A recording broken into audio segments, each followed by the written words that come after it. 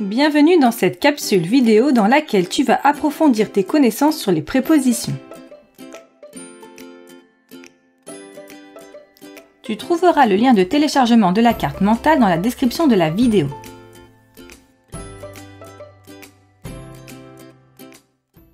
Avant de revenir sur les natures des compléments introduits par les prépositions et sur les fonctions possibles des groupes ainsi formés, rappelons ce que sont des prépositions. Tu as déjà appris qu'une préposition est un mot invariable servant à introduire des compléments. Par exemple, on peut dire « un bateau à voile ».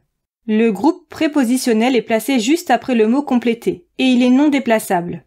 Par exemple, on dit « il porte une montre en or » et non pas « il porte en or une montre ».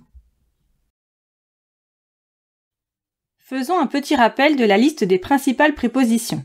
On peut trouver des mots seuls comme « à », dans, après, avant, avec, chez, contre, depuis, derrière, en, entre, par, parmi, pendant, pour, sous, sans, sur, vers, etc. On peut aussi trouver des locutions formées de plusieurs mots, comme au lieu de, grâce à, loin de, à travers, etc.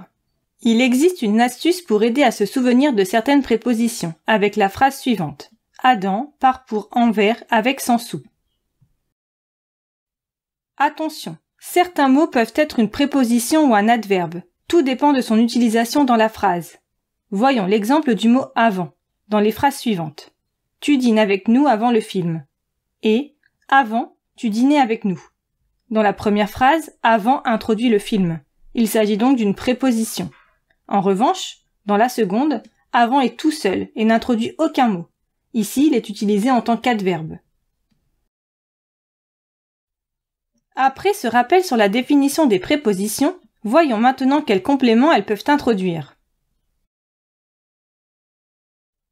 Comme tu le sais déjà, les prépositions peuvent introduire des compléments de 4 natures différentes. Il peut s'agir d'un verbe à l'infinitif, comme par exemple « une table à » repasser. Ce peut être aussi un groupe nominal. Par exemple, un bateau de la marine. On peut également trouver un pronom. Je crois en toi. Et enfin, une préposition peut introduire un adverbe. Je l'ai depuis longtemps. Il est temps d'approfondir les fonctions que peuvent remplir ces groupes. Tu as déjà vu 3 fonctions possibles du groupe prépositionnel. Il peut être complément du nom, comme par exemple dans « le vélo de mon voisin ». Ce peut être aussi un complément de verbe, plus précisément un complément d'objet indirect. Je téléphone à ma mère. Il peut également s'agir d'un complément de phrase ou complément circonstanciel. Paul est tombé dans la cour.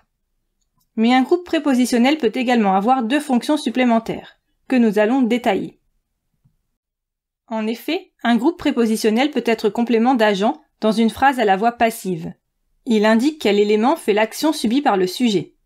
Par exemple, dans la phrase « La souris a été mangée par le chat », le verbe « est » a été mangé. Qui a été mangé? C'est la souris. Il s'agit donc du sujet du verbe. Mais qui a fait l'action de manger la souris? Elle a été mangée par qui? C'est bien par le chat. Il s'agit donc du complément d'agent. Enfin, un groupe prépositionnel peut être complément d'adjectif. Il permet de donner une précision sur un adjectif. Voyons un exemple. Raphaël est satisfait de sa performance. Nous pouvons voir l'adjectif « satisfait » qui indique l'état d'esprit de Raphaël. C'est le nom que complète cet adjectif. Pourquoi est-il satisfait? De quoi est-il satisfait? De sa performance, qui précise les motifs du sentiment de Raphaël. Ce groupe prépositionnel complète l'adjectif.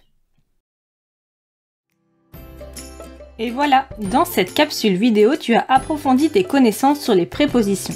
Et tu as notamment appris à distinguer une préposition d'un adverbe et à reconnaître 2 nouvelles fonctions d'un groupe prépositionnel.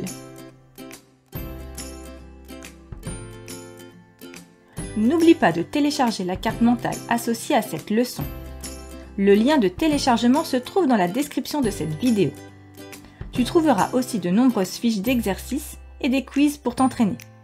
À bientôt!